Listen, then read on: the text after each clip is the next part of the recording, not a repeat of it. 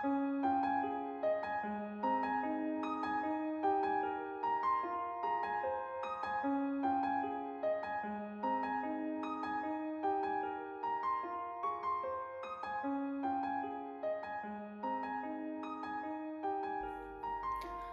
সকাল পাবনা। নিচ থেকে ক্যামেরা উপরে উঠছে,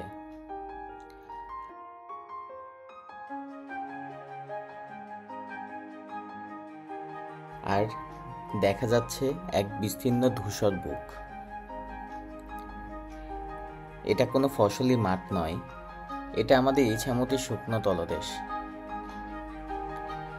একসময় এই ইছামতি নদী ছিল পাবনার প্রাণ। কৃষকরা এখান থেকে সেচ দিত, জেলেরা মাছ ধরত, নৌকা চলতো এক ঘাট থেকে অন্য ঘাটে।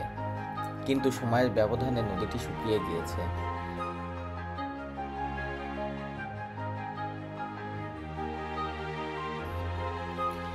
ধীরে ধীরে নদীটি মরে যেতে বসেছিল সবার চোখের সামনে।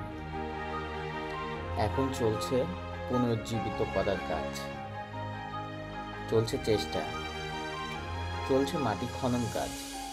পানি এখনো আসে নাই, কিন্তু কাজ থেমে নাই। কাজ চলছে ভবিষ্যতের প্রবাহের জন্য। স্থানীয়দের মুখে একটাই কথা, নদী মরেনি বাজান, নদী ঘুমাচ্ছে, ঘুমা রয়েছে নদী।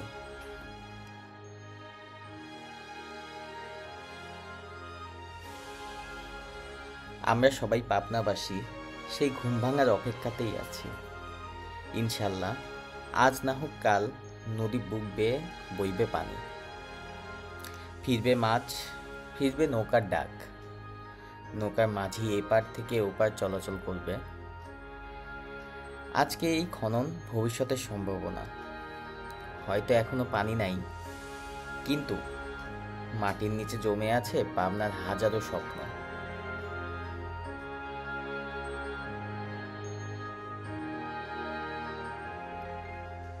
একদিন আবার ফিরে আসবে সেই পুরনো দৃশ্য, পানির ছলাৎ ছলাৎ শব্দ, নৌকার মাঝির হাঁক ডাকিয়ে যাওয়া, শিশুরা খেলা করবে তীরে।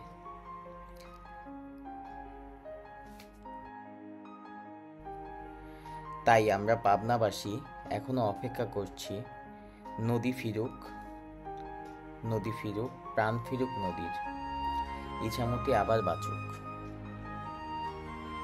পূরণ হোক পাবনার মানুষের স্বপ্ন।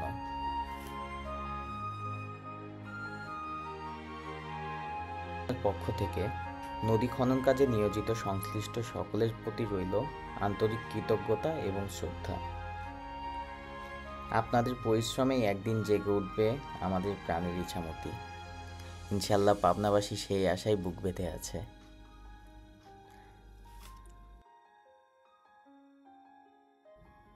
সবাইকে অসংখ্য ধন্যবাদ আই লাভ পাবনার সাথে থাকার জন্য। আপনাদের মূল্যবান মন্তব্য আমাদের কাছে অনেক গুরুত্বপূর্ণ। আপনারা কী ধরনের কন্টেন্ট দেখতে চান আমাদেরকে কমেন্টের মাধ্যমে জানাতে পারেন। ধন্যবাদ। আসসালামু আলাইকুম।